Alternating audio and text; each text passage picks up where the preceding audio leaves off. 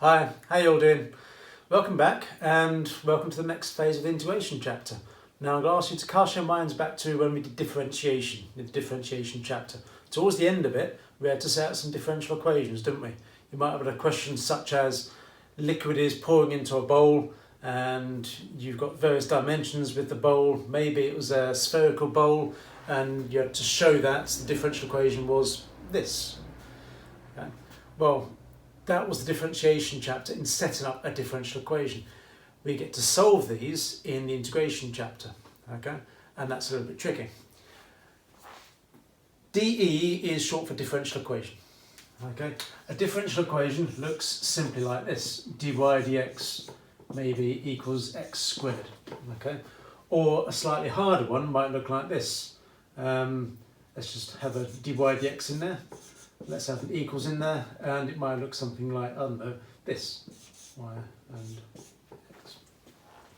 Okay. Another differential equation might look like this, dy dx squared plus 3, you can have another dy dx term, okay, plus, I don't know, 2 equals 0. These are all different types of differential equation, okay. This is called a first order differential equation. This is a first order, this is a second order, okay? So the order of the derivative tells us the order of the differential equation, okay? A d3y dx cubed will be a third order differential equation. D to the ny dx dn, okay? That will be a nth order differential equation. In our syllabus, we're only concerned with first orders, okay? You can research how to solve those if you wish, but it's not in the A-level maths syllabus. That's for maths only, okay? But solving something like this, okay? You've done that before. When we say solve it, we want to get what an expression for y is in terms of x, okay?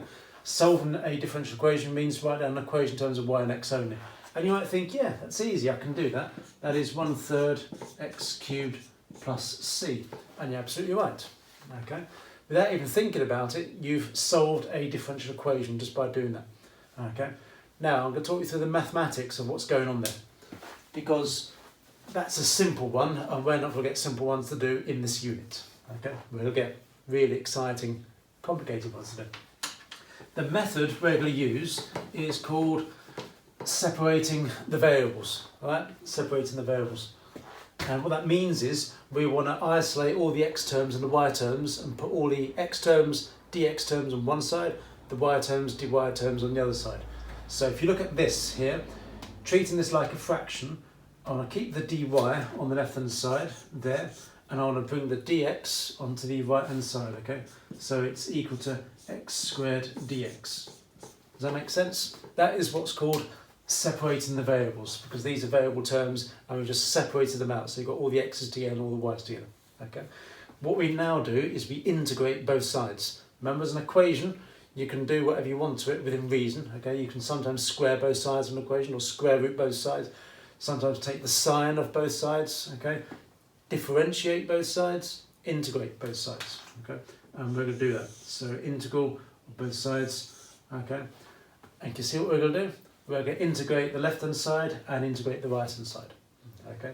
Integrate the left hand side, integral of dy or integral of 1 dy is just y, of course. And integral of x squared dx is 1/3 x cubed plus c. That's the mathematics of it, and that's how we really go from here to here. You just probably didn't think about it in that way before. Okay. But I've introduced that rather simple example because the first one that's introduced in the textbook is a little bit more difficult, okay? But hopefully if you're happy with that one, you're fine to go on with the example in the textbook. All good? Great, okay? Because that's as easy as it's going to get. Yeah. But, you know, I didn't want to just suddenly say, right, here's a big swimming pool of water. I know you can't swim, just go into the deep end and just see how you get on. You know, because integration is a bit like that, isn't it? Yeah, it's like you haven't seen these methods before, and you've got this vast ocean in front of you, and someone says, you know, here, we're just going to drive you out into the middle of the ocean, just push you off, and just see how you get on. Okay. Some people will sink. Some people will learn to swim.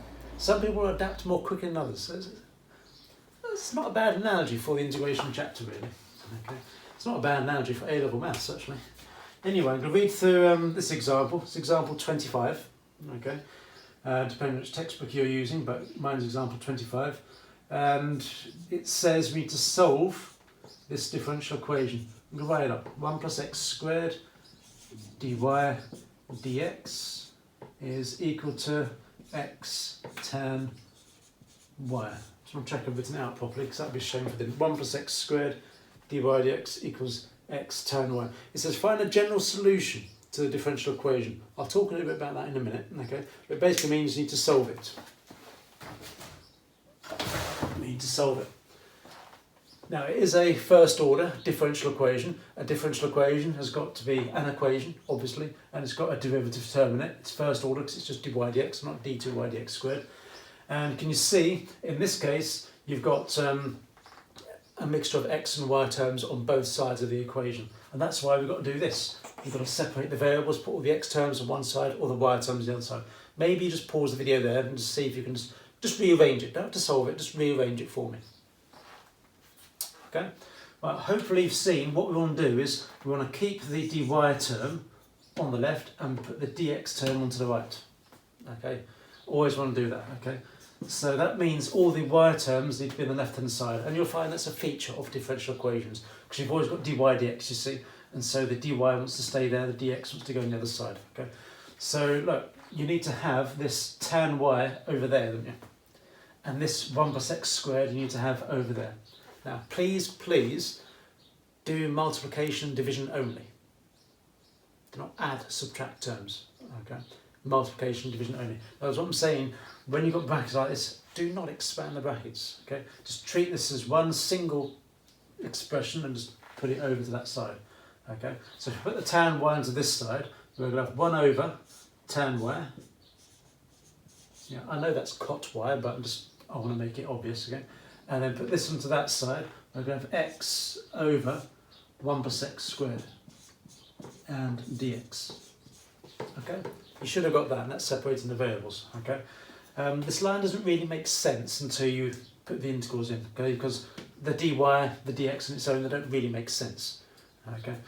So when you put the integrals in, integrating both sides, then the dy makes sense because you're integrating this with respect to y, integrating that with respect to x. Happy with that? Good. Okay, good. Right, next you want to solve these, okay? Now, depending on how you've done in the integration chapter, you might say, oh yes, I can do that very easily, in which case, well done, well done. Okay, and I really mean that because it's been a while since you've just had to just integrate these things, okay? You might have to look it up. It's kind of, they're inspection questions, okay? You can just write down the answer to that and write down the answers to that, but maybe we'll just go through it. So it's a good recap on these sorts of questions as well, actually. But before I do, just notice with these, you end up having 2 integrals to work out, okay, because you've always got an integral on the left and an integral on the right, okay, and that's part of the challenge sometimes, knowing you've got to integrate twice, okay. Now you could write this as cot y, but what I'm going to do is I'm going to write it as integral of cos y over sine y dy, okay. Now if it pleases you, I'm just going to put the cot y there, okay. Because some of you might have just written that straight away, which is fine. And in some ways it's better than 1 over tan y, isn't it? Alright. But I'm just trying to write that as cos y over sine y to help with the integral. Okay. Now the right hand side, we're not going to rearrange that at all because that is written in a form that we would like anyway. Okay. What is the integral of cos y over sine y? What's the integral of cot y? Okay. It might mention it in the key points in the textbook, okay? And this is a worked example, so they can't tell you how to do it. But come on, in an exam, you need to be able to do that. You know, there's not going to be any examiner's notes, is there? An exam paper that says, hint, use this to this question, or hint, remember this, or use. Yeah, because it's an exam, isn't it? Okay. You've got what's in your formula book, nothing else. So you need to know how to do that, okay? Hopefully, by now, with all my talking, you've realised what you've got to do. It's a natural logarithm. Yes. Okay. It's a fraction. Differentiate the denominator. You get the numerator. So it's a natural logarithm, isn't it? Okay. So that's going to be the natural log of sine y. again, if you're not happy with that, differentiate this. 1 over sine y times by the derivative of sine y, so cos y over sine y. Okay, so yeah, you get that, and I've just made a mess of that. Okay, I'm just conscious because on the camera it doesn't turn out nicely when I make a small mess. So that's the left-hand side. Okay, the right-hand side, that's also a natural logarithm, isn't it? Because when you differentiate the denominator, you get 2x, and there's a multiple of 2x on the numerator. Okay, that's also a natural logarithm, isn't it? Natural log of 1 plus x squared, and you just have to have the right coefficient going in front of that, so it's got to be a half. Okay, again, you check differentiating, you get the 2x, and the 2 times half is 1, and yeah. And then, of course, you get the constant, okay, which you can either write as plus c or plus natural log of k. Remember a couple of videos ago, maybe a few videos ago now, I did say when you've got natural logarithms on every single expression, sometimes it's easier to write the constant as natural log of k. So I'm going to do that there. Okay. Now the question says write down a general solution. Okay. Well, this is fine, but it's often better to make y the subject. It's certainly better to try and deal with the logs. Okay, to try and get it as simple as expression as possible. Okay, but before we get rid of the logs, what we have to do, we have to combine these terms, aren't we? Okay, now I'm going to try and do it all on one board. Okay, but I'm kind of running out of space, aren't I? So if you don't mind, I'm just going to rewrite this a little bit, one at a time. Okay, so I'm going to deal with the half first of all. I'm going to put it in there, and I'm just going to insert a nice square root in there. Okay, natural log of root 1 plus x squared. Okay, and then I'm going to combine them. Okay, so what am I going to do? I'm going to write natural log of sine y is equal to natural log of k root 1 plus x squared. Still need the mod brackets because k could be positive or negative, couldn't it? Okay, and then once I've done that, I can just remove the natural log from each side. Okay, obviously what we're doing is we're doing the inverse of natural log of both sides, which is e to the power of that and e to the power of that, but I didn't need to tell you that, did I? Please don't say take away the logs, because take away implies maybe you're subtracting, and yeah, you know what I mean. I like to get the terms correct. Okay, so you've got sine y equals k root 1 plus x squared. Okay, now I'm going to leave my answer like that. Okay, if the question says write y as the subject, write y equals f of x, then you have to write y equals inverse sine of that, or y equals arc sine that. Okay, which will be your answer. Okay, but otherwise, that's a nicer way of writing your answer. Okay, we prefer the trigonometry certainly not to involve inverse trigonometric terms like arc sine, arc tan, arc cos, and so on in terms of a final answer. So I'm going to leave it like that. Just to wrap up this example, okay, this is what's called a general solution. Okay, a general solution, and we often use the letters GS to represent general solution. Okay, I know GS can sometimes stand for geometric series, but context, isn't it? There's no geometric series here. Okay, the modulus is much nicer. Okay, this is integration. Okay, a general solution. The reason it's a general solution is because it's in terms of a constant k. You can work out that value of k if you're given what's called boundary conditions, okay, or initial conditions. Suppose the question said solve this, and when x equals this number, y equals that number.